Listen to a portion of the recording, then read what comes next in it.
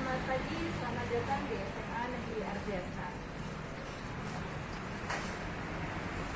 Assalamualaikum warahmatullahi wabarakatuh. Waalaikumsalam warahmatullahi wabarakatuh.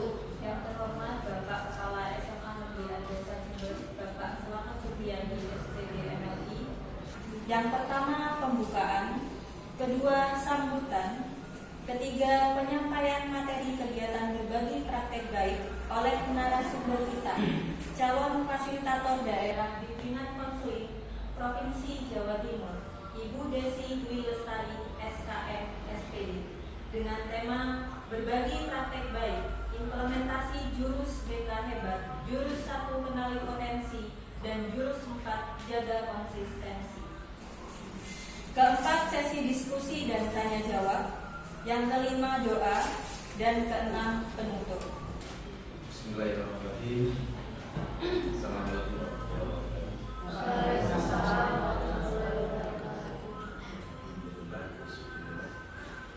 Ya, Assalamualaikum warahmatullahi wabarakatuh. Bagaimana kabarnya Bapak Ibu?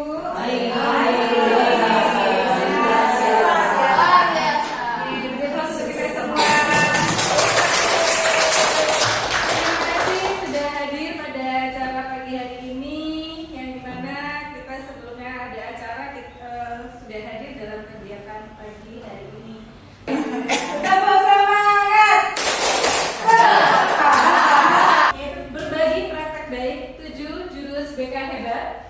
Ya, di sini saya mengimplementasikan jurus pertama yaitu kenali potensi, dan jurus keempat di sini adalah jaga konsistensi. Kenali potensi. Di sini ada beberapa tujuan yang perlu ditekankan. Nanti konsep kuncinya di sini adalah kita akan mengenali potensi masing-masing siswa yang di dalamnya tercakup ada kecerdasan majemuk, kemudian gaya belajar, dan pengenalan minat. Visual di sini biasanya siswa yang menggunakan gaya belajar visual itu lebih menekankan kepada informasi, gambar, kemudian diagram, tulisan. Kemudian gaya belajar auditori. Kalau auditori berarti apa?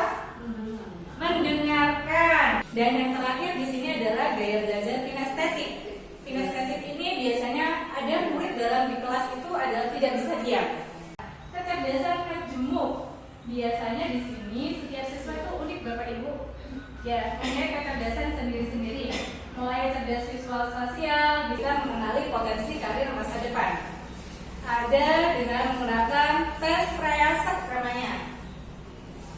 Nanti akan mengklasifikasi kepribadian menjadi 6. Menggunakan aplikasi Aku Pintar ID dan menggunakan tes minat karir dan Prayasek. Bapak Ibu bisa dicoba ya.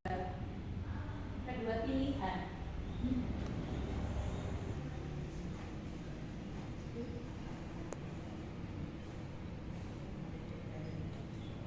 Kalau sudah selesai bisa di screenshot ya Bapak Ibu. Kemudian yang tes Prayasek di sini, kenapa tes ini dipilih? Karena ada pemetaan kecocokan karir dengan masing-masing kepribadian. Nah, untuk indikatornya di sini adalah skor dominan pada 6 dimensi minat. Terus di sini ada multiple intelligence, yang tadi di sini adalah kecerdasan majemuk. Ya. Implementasi jurus 1 di sini kenali potensi. Saya implementasikan kepada siswa kelas 10/4 dengan sejumlah 36 siswa yang saya lakukan di sini pada hari Kamis 23 Oktober 2025 di ruang kelas 10/4 SMA Negeri Arjasa Jember. Dari tes tadi Bapak Ibu yang saya sebarkan linknya di grup kelas siswa, dia Ramadhani dengan dia termasuk gaya belajar visual. Didapatkan di sini dia memiliki visual tadi ya. Terus kemudian tes kecerdasan majemuknya interpersonal dan intrapersonal. Berbau-bau dia teliti, baik itu peneliti, dokter, terus kemudian perawat, psikolog, dan desainer. Memanfaatkan warna untuk menyoroti gambar dan terlihat dalam diskusi kelompok. Ini akan akan dilakukan akan dikontrol oleh kita sebagai konselor.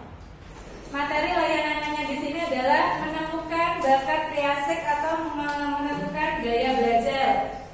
Ada beberapa indikator ya yang kita perhatikan lebih ke pengalaman belajarnya. Dengan adanya masalah tadi ya, MPL tadi berarti salah satu siswa di sini bingung. Ada yang merasa kebingungan meskipun setelah menemukan bakatnya. Nah, si siswa ini kita tindak lanjuti dengan layanan konseling individu dengan tujuan, dengan temanya di sini adalah jenis layanan konseling karir.